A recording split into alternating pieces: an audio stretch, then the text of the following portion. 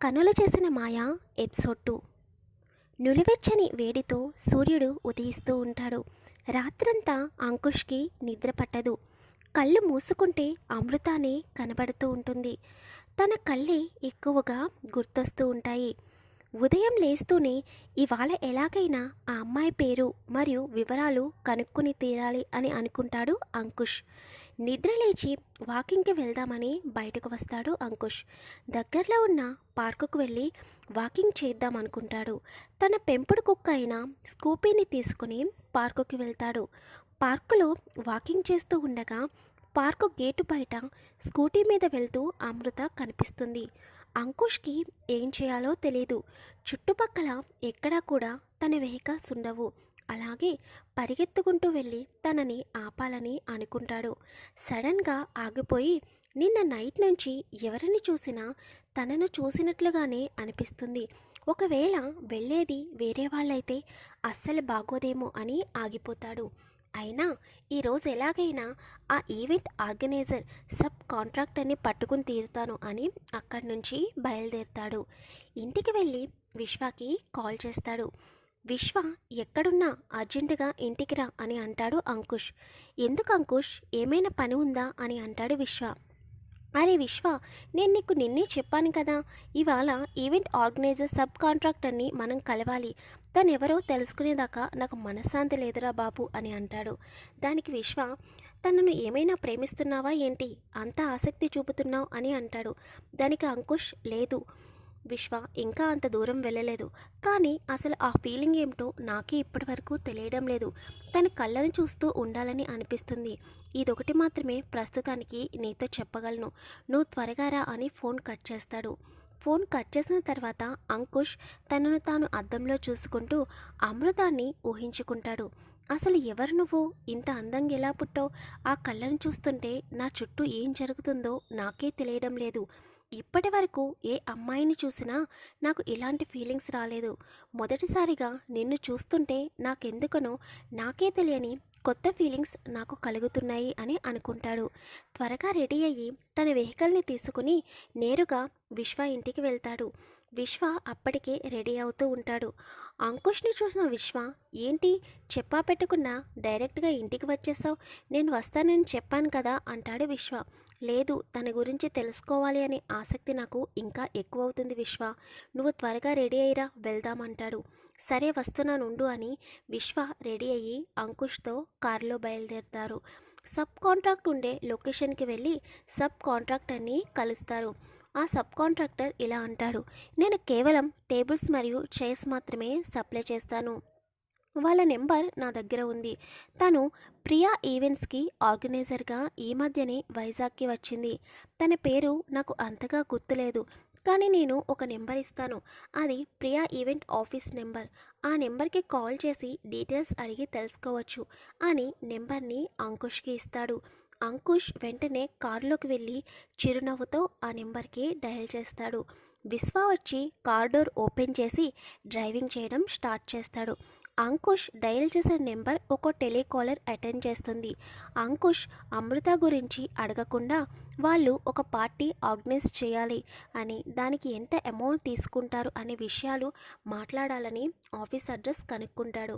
ఆ టెలికాల్ తమ ఆఫీస్ అడ్రస్ను అంకుష్కి చెబుతుంది. విశ్వకి ఈ అడ్రస్ చూపించి వెంటనే ఈ అడ్రస్కి వెళ్ళాలి అని అంకుష్ చెప్తాడు. ఈ అడ్రస్ సుమారు 20 కిలోమీటర్ దూరం ఉంటుంది అంకుష్, మనం వెళ్ళేసరికి దాదాపు 15 నిమిషాలు పట్టవచ్చు అంటాడు. అయితే త్వరగా పద విశ్వ అని అంటాడు అంకుష్. 15 నిమిషాల తర్వాత ప్రియా ఈవెంట్స్ ఆఫీస్ అడ్రస్కి చేరుకుంటారు. అక్కడ రిసెప్షన్లోని అమ్మాయితో అంకుష్ ఇలా అంటాడు, నిన్న ఒక 5 స్టార్ హోటల్లో ఒక ఫంక్షన్ జరిగింది. ఆ ఫంక్షన్ని ఆర్గనైజ్ చేసిన వారు మీ ప్రియా ఈవెంట్స్ వారేనని మాకు తెలిసింది. నిన్న ఆర్గనైజ్ చేసిన ఫంక్షన్ చాలా విజయవంతం అయ్యింది. సో ఆ ఆర్గనైజర్తోనే మా పార్టీ కూడా అరేంజ్ చేయించుకోవాలని అనుకుంటున్నాము అని అంటాడు. దానికి రిసెప్షనిస్ట్, అవునా, ఏ హోటల్లో జరిగింది సార్ అని అడుగుతుంది. దానికి విశ్వ హోటల్ అడ్రస్ చెప్తాడు. అవునా, ఈ హోటల్లో నిన్న ఆర్గనైజ్ చేసింది మా అమృత మేడం. తను ఈ మధ్యనే ఈ ఈవెంట్స్లో ఆర్గనైజర్గా జాయిన్ అయింది. మీరు కూర్చోండి, ఈలోపు మేడం గారు వస్తారు అని చెప్పి అక్కడి నుంచి వెళ్ళిపోతుంది. ఒక 30 నిమిషముల తర్వాత అమృత తన స్కూటీని ఆపి ఆఫీస్లోకి అడుగు పెడుతుంది. తను రాకముందే అంకుష్కి ఏదో తెలియని ఫీలింగ్ మళ్ళీ మొదలవుతుంది. పక్కనే ఉన్న విశ్వతో తను ఆఫీస్కి వచ్చేసింది విశ్వ అని అంటాడు. ఏది ఎక్కడ ఉంది, నాకు ఇంకా ఎవరూ కనిపించలేదు అని అంటాడు విశ్వ. నా గుండెకు ఏదో సిగ్నల్ వస్తుంది, అది అమృతనే అని అనుకుంటున్నాను అంటాడు. దానికి విశ్వ, నువ్వేం మాట్లాడుతున్నావు, నాకు ఏమీ అర్థం కావడం లేదు అంకుష్ అంటాడు. ఇంతలో రిసెప్షనిస్ట్ అమృతాన్ని చూసి, మేడం మీకోసం ఎవరో వచ్చారు, అక్కడ సోఫాలో కూర్చున్నారు చూడండి అని చెబుతుంది. దానికి అమృత, అవునా, నా కోసం ఎవరు వస్తారు అని అంకుష్ వైపు విశ్వ వైపు చూస్తుంది. అంకుష్ తన పెదాలపైన చిన్నని చిరునవ్వుని అమృతని చూస్తాడు. కానీ అమృత మాత్రం చాలా సీరియస్గా ఉంటుంది. ఎందుకంటే నిన్న లిఫ్ట్లో అమృత అంకుష్ని పూర్తిగా చూడలేదు. అంకుష్కి ఏమీ అర్థం కాదు, తను నిజంగానే గుర్తుపట్టలేదా అనే ఒక సందేహంలో ఉండిపోతాడు. అమృత అంకుష్ మరియు విశ్వ దగ్గరికి వచ్చి, చెప్పండి ఏం కావాలి మీకు అని అడుగుతుంది. నిన్న ఒక హోటల్లో మీరు ఈవెంట్ ఆర్గనైజర్గా చేశారు కదా అని అంటాడు విశ్వ. అవును, అయితే ఏమైనా ప్రాబ్లమా, మా వల్ల వాళ్ళు ఏమైనా ప్రాబ్లం పడిందా మీకు అని అడుగుతుంది అమృత. దానికి అంకుష్, లేదు మేడం, మీ వాళ్ళ వల్ల ఎటువంటి ప్రాబ్లం లేదు, త్వరలో మా నాన్నగారి బర్త్డే రాబోతుంది, దానికి మీరే ఈవెంట్ ఆర్గనైజర్ చేయాలి అని అడుగుతాడు. అవునా, ఎప్పుడు ఆర్గనైజ్ చేయాలో మా రిసెప్షనిస్ట్కి చెప్పి వెళ్ళండి, మేము మీకు కాల్ చేసి డీటెయిల్స్ వివరంగా చెప్తాము అని అంటుంది అమృత. అంకుష్ మాత్రం అమృత కళ్ళను అలాగే చూస్తూ ఉంటాడు. తను చెప్పేది ఏమీ అస్సలు వినిపించుకోడు.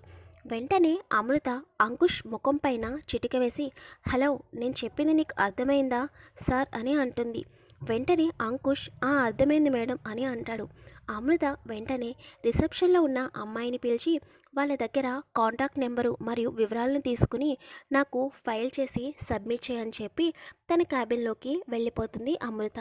అప్పటి నుంచి అమృతాని అంకుష్ ఫాలో అవుతూ ఉంటాడు. అమృతాని అంకుష్ ఫాలో అవుతున్న సంగతి అమృతకి తెలియదు. రెండో రోజు అమృతని కలుద్దామని తన ఇంటి దగ్గర నుంచి బైక్ పైన ఫాలో అవుతూ అంకుష్ అండ్ వర్మ ఇద్దరు వస్తారు.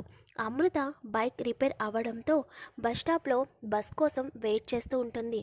వెంటనే అంకుష్ విశ్వాని బండి ఆపమని చెప్పి అమృత వెనక కనబడకుండా వెళ్ళి నిలబడతాడు.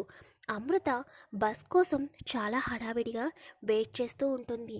ఇంతలో అక్కడికి రవి అనే వ్యక్తి వచ్చి అమృతకి బస్ స్టాప్లోనే ప్రపోజ్ చేస్తాడు.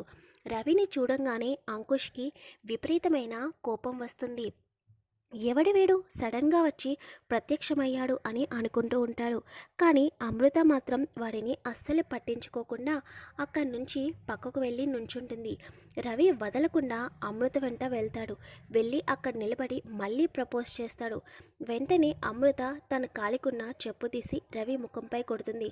నాకు అసలు ఈ మగవారంటేనే నమ్మకం లేదు, అక్కడికి చాలా ఓపిక పట్టి నీ దగ్గర నుంచి పక్కకు వచ్చి నిలబడ్డా, నువ్వు ఇలాగే బిహేవ్ చేస్తున్నావు, నాకు నిన్ను ప్రేమించి పెళ్లి చేసుకుని పిల్లల్ని కని వాళ్ళని ప్రయోజకుల్ని చేసే ఓపిక నాకు లేదు, అసలు నా లైఫ్లో ప్రేమ పెళ్ళి అనే ఆప్షన్ లేదు, నాకు నీ ప్రేమ కంటే ముఖ్యమైన పనులు చాలా ఉన్నాయి, నీ ప్రేమ కోసం నా లైఫ్ని నేను సాక్రిఫైస్ చేయలేను, నేను సాధించవలసిన ఆశయాలు నా చుట్టూ ఎప్పుడూ ఉంటాయి, నేను నా ఆశయాలను మాత్రమే ప్రేమిస్తాను, మీ మగవాళ్లను అస్సలు ప్రేమించను అని చెబుతుంది. ఇంకోసారి ఇలా నరి రోడ్డు పైన పిచ్చి పిచ్చి వేషాలు వేస్తే రెండో చెంప కూడా పగులుతుంది అని గట్టిగా సమాధానం చెబుతుంది. ఇదంతా గమనించిన అంకుష్, ఈ అమ్మాయి ఏంట్రా బాబు ఇంత టఫ్గా ఉంది అని అనుకుంటాడు.